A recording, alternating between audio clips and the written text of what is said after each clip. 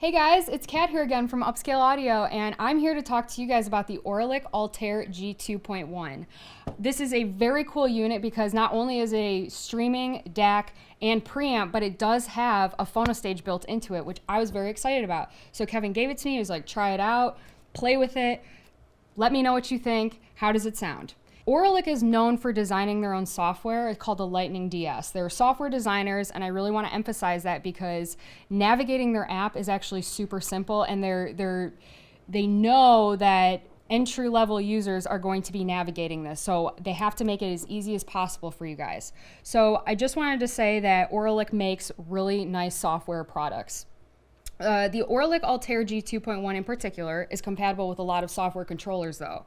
So you got Lightning DS, of course, but you also have Roon, you've got OpenHome, Kazoo, then you can use your Tidal, your Qobuz, your AirPlay. I mean, anything is compatible with this. It's truly wonderful. You even get internet radio. Who's doing internet radio? So, this is a preamp, a streamer, DAC, and a line stage all in one. What are the basic features about it? This product is going to give you equalization. On the app, it does come with a parametric EQ, so you can kind of fine tune your sound while you're listening to different genres. It's also going to come with pre-filters, so smooth, dynamic. Maybe you're just kind of building up your rig right now and you're not really sure how everything is sounding. You can pop on one of their preset filters to kind of see how that rounds everything out. It's got a great volume control. It does have an MM input analog phonostage, which is passive to all the other circuitry. So one of the other cool things about Auralic is that they have very clean circuit design on the inside, which makes for really good isolation. So the analog input is going to be truly analog in as well as out. They give you 50 decibels of gain to work with, so it does work with moving magnets, but it will also work with the high output moving coils and moving irons that you guys know we like to sell. So it's extremely versatile in that way, but it also has the single-ended line inputs, and then it has 4 digital ins to allow you to plug in any other DACs or do any other type of streaming or whatever digital nerdy stuff you guys want to do.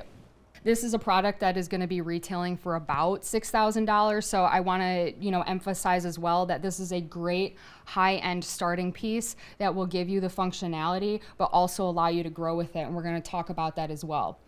Why is this product worth the money though? What is going on the inside of it?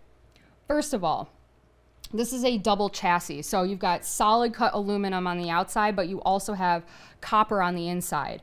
All the electronics are in their own sub-chassis. So this sub-chassis is completely isolated from what's going on around it. That is very cool and really helps with noise floor and isolation and any other type of mechanical vibrations that are going around in your system. I want to talk about the output modules for a second because this is another reason why the Altair G2.1 specifically is worth the money. It's utilizing a lot of the components on the Vega G2, which is more expensive. It's a couple $1,000s more. So this is using the Orfeo Class A output modules. These modules are very small signal components. Think very clean linear qualities that are thermally balanced and biased in Class A. That's super rad because these Orfeo modules will handle loads as low as 600 ohms.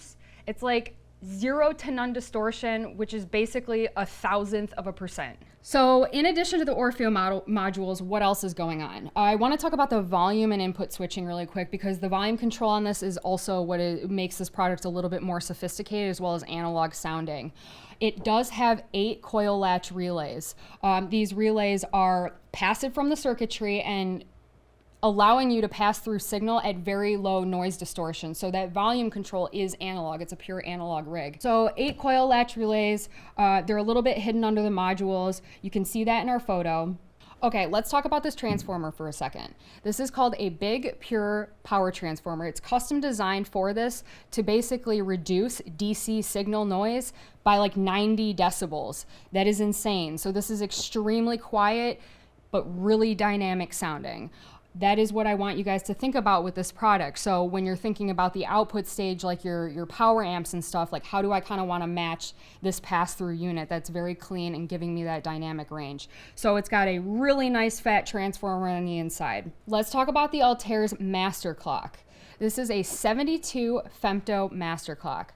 Basically, this is generating signal at 72 quadrillionths of a second in cycles. That is unheard of and a new threshold at this price point and performance, again, for an all-in-one unit. That is extremely cool and extremely fast. So if you guys are really digging this, now you fine-tuned your system with the amp and the speakers, maybe you want to enhance that performance, check out Auralic's other master clocks. They have the Sirius. You can enhance the master clock out of this unit even more with an upsampler. So you guys should check those out and obviously call us about it, talk to us about it. So who is this product for? What is it about? Where did I test it?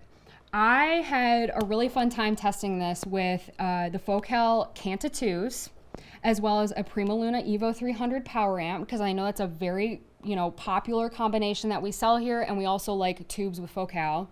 And then I also ran through a Volare with the Soundsmith Carmen.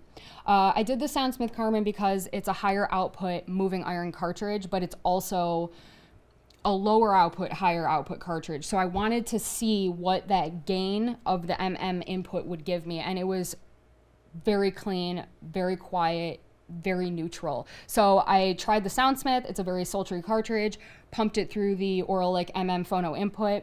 It kind of brought this like really nice harmonic sparkle in like the upper mid range with my Canta setup. I also tried it with Wilson Audio Sophia speakers, the older version with the titanium tweeters, with a Jadi amp that was running like 16 KT88s. That was a very cool, tight and fast system, and this smoothed everything out about those titanium tweeters. Like when I was listening to some of my twangy bluegrass, or when I was listening to hip hop, it really kind of just helped smooth out the end and bring out the dynamic range. Who is this for? This is the person that has that higher end budget, doesn't necessarily know where to start, but needs that performance.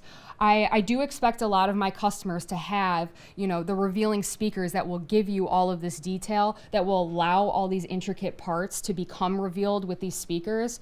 So I want you guys to think about ratio, where you want to grow in the future. Call us up, talk to us about it. Let me see if this is a good unit for you. We've got Sean, we've got Chris, we've got a whole digital department here that will kind of break down all these components, where to put the money, and make sure that your upgrades are going to be worth it. So I'll see you guys next time, and thank you for joining me.